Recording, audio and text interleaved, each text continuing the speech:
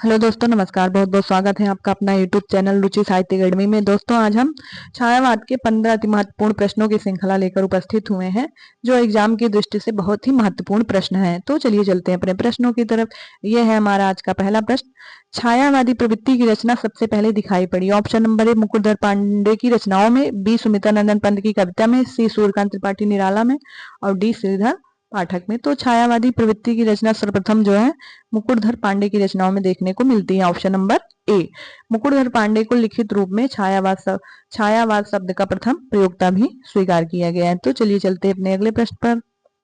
आधुनिक काल के तृतीय उत्थान की प्रमुख साहित्यिक प्रवृत्ति है। ऑप्शन नंबर ए प्रतिवाद, बी प्रयोगवाद, सी हालावाद, डी छायावाद। तो आधुनिक काल के तीसरे उत्थान की प्रमुख साहित्यिक प्रवृत्ति जो है वो है छायावाद। Option number D. Acharya Shukla ने छायावाद को नई धारा तृतीय उत्थान के अंतर्गत रखा है, जिसकी समयावधि 1918 से 1936 ईस्वी मानी गई है। 1936 ईस्वी मानी गई है। तो चलिए चलते हैं अपने अगले प्रश्न पर। कामायनी किसकी पुत्री थी? Option number A Shraddha, B Manu और सी काम, डी ईड़ा। तो कामायनी जो थी ये काम की पुत्री थी। ऑप्शन नंबर सी। कामायनी महाकाव्य के लेखक छायावादी कवि जयशंकर प्रसाद जी हैं। जयशंकर प्रसाद जी हैं। और कामायनी में कुल 15 सर्ग है। तो चलिए चलते हैं अपने अगले प्रश्न पर। किस कवि की कृति को छायावाद का घोषणा पत्र कहा गया है? Option number Sumitranandan Pant, B Mahadevi Verma, C Jaishankar Prasad, D Ram Kumar Verma. तो सुमित्रानंदन पंत कृत पल्लव को छायावाद का घोषणा पत्र या मैनिफेस्टो कहा जाता है। Option number A. Pant ji को संवेदनशील इंद्रिय का बोध कब भी कहा जाता है। तो चलिए चलते हैं अगले प्रश्न की तरफ। कामायनी को छायावाद का उपनिषद किसने कहा है? ऑप्शन नंबर ए डॉक्टर नगेंद्र ने, बी गजानन माधव मुक्तिबोध ने, सी इंद्रनाथ मदान ने, डी शांतिप्रिय द्विवेदी ने। तो कामायनी को छायावाद का उपनिषद ऑप्शन नंबर डी शांतिप्रिय द्विवेदी ने कहा है। कामायनी की रचनाकार जयशंकर प्रसाद है और कामायनी में 15 सर्ग हैं। तो चलिए चलते हैं अगले प्रश्न पर। नारी तुम केवल श्रद्धा हो यह पंक्ति जो है किस रचना में है? कामायनी में है, बी साकेत में है, सी चंद्रगुप्त में है, डी भारती में है। तो नारी तुम केवल श्रद्धा हो यह पंक्ति जो है जयशंकर प्रसाद कृत कामायनी में है। कामायनी महाकाव्य में है और कामायनी में जो है 15 सर्ग हैं। तो चलिए चलते हैं अगले प्रश्न पर। किस छायावादी कवि को प्रकृति का सुकुमार कवि कहा गया है? Option number A Sumitranandan Pant, B Mahadevi Verma, C Jaishankar Prasad, D Mahavir Prasad Dwivedi. तो प्रकृति का सुकुमार कवि सुमित्रानंदन पंत को कहा गया है। Option number A. Option number A. Pant ji की प्रथम छायावादी रचना उच्छ्वास है। उच्छ्वास को माना गया है और अंतिम रचना उनकी गुंजन को माना गया है। अंतिम छायावादी रचना है यह गुंजन। पंत जी ने लोकायतन नामक महाकाव्य जो है वो गांधी जी के जीवन पर लिखा है। तो चलिए चलते हैं अगले प्रश्न की तरफ। सुमित्रानंदन पंत की सुप्रसिद्ध कविता परिवर्तन उनके किस काव्य संकलन में सर्वप्रथम प्रकाशित हुई थी? तो सुमित्रानंदन पंत की सुप्रसिद्ध कविता जो है परिवर्तन उनके काव्य संकलन पल्लव में प्रकाशित हुई थी। ऑप्शन नंबर बी पल्लव में सर्वप्रथम प्रकाशित हुई थी। पल्लव के भीतर उच्छ्वास है, आंसू है, परिवर्तन है और बादल आदि रचनाएं जो है उसमें संकलित हैं। तो चलिए चलते हैं अगले प्रश्न पर। निराला की कविता राम की शक्ति पूजा पर किस रचना का सर्वाधिक प्रभाव है? Option number A Valmiki Ramayana, B Ramcharitmanas, C Krittivas Ramayana, D Vishnu Purana. तो निराला की कविता राम की शक्ति पूजा पर बांग्ला ग्रंथ कृतिवास रामायण का सर्वाधिक प्रभाव दिखाई पड़ता है। ऑप्शन नंबर सी। राम की शक्ति पूजा, यह जो राम की शक्ति पूजा है निराला जी की, यह अनामिका काव्य संग्रह में संकलित है। अनामिका काव्य संग्रह में संकलित है राम की शक्ति पूजा। तो चलिए चलते हैं अगले प्रश्न पर। अंग्रेजी में जिसे रोमांटिसिज्म कहते हैं, हिंदी में उसे क्या कहते हैं? ऑप्शन नंबर ए प्रयोगवाद, बी छायावाद, सी प्रगतिवाद, डी प्रतीकवाद।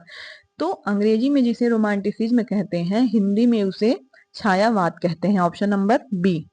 छायावाद का समय 1918 से 1936 ईस्वी तक के कालखंडों को छायावाद कहा जाता है। इसको छायावाद की संज्ञा सर्वप्रथम मुकुटधर पांडे ने दी थी। मुकुटधर पांडे के द्वारा छायावाद की संज्ञा प्रदान किया गया था। छायावाद के 4 स्तंभ कहे जाते हैं, जयशंकर प्रसाद, सुमित्रानंदन पंत, सूर्यकांत त्रिपाठी निराला और महादेवी वर्मा। तो चलिए चलते हैं अपने अगले प्रश्नों की तरफ।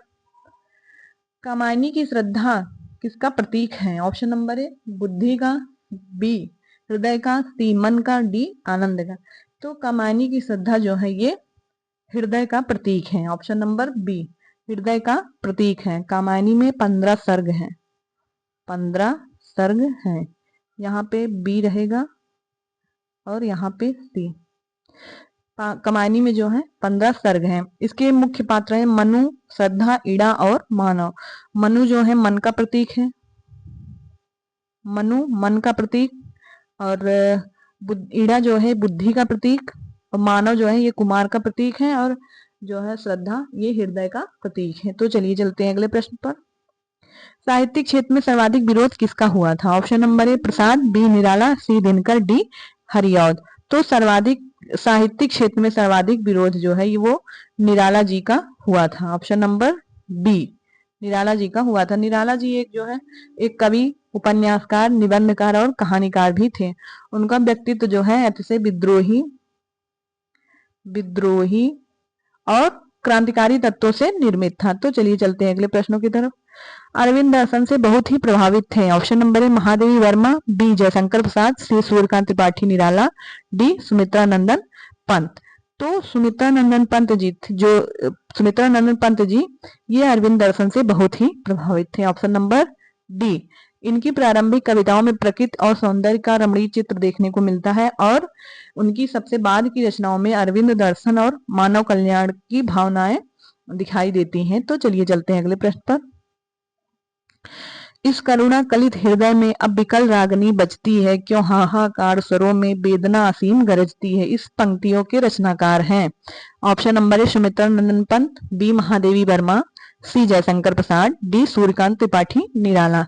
तो इस करुणा कलित हृदय में इन पंक्तियों के रचनाकार जो हैं वो हैं Jaishankar Prasad ji. Option number C. इन्होंने अपने मार्मिक भावों को आंसू नामक गीत काव्यों में व्यक्त किया है। ऑप्शन नंबर सी जयशंकर प्रसाद। तो चलिए चलते हैं अगले प्रश्न पर, और ये है हमारा आज का अंतिम प्रश्न। छायावाद शब्द का प्रयोग सबसे पहले किया था? Option number A Ramvilas Sharma, B Mukutdhar Pandey और सी नामवर सिंह, डी जयशंकर प्रसाद। तो छायावाद शब्द का सबसे पहले प्रयोग वो मुकुटधर पांडे जी किए थे। Option number B. हिंदी में सर्वप्रथम मुकुटधर पांडे ने जबलपुर से प्रकाशित पत्रिका में छायावाद शीर्षक से 4 किस्तों में एक लेख प्रस्तुत करवाया था। इसलिए मुकुटधर पांडे को छायावाद शब्द का प्रथम प्रयोक्ता भी कहा गया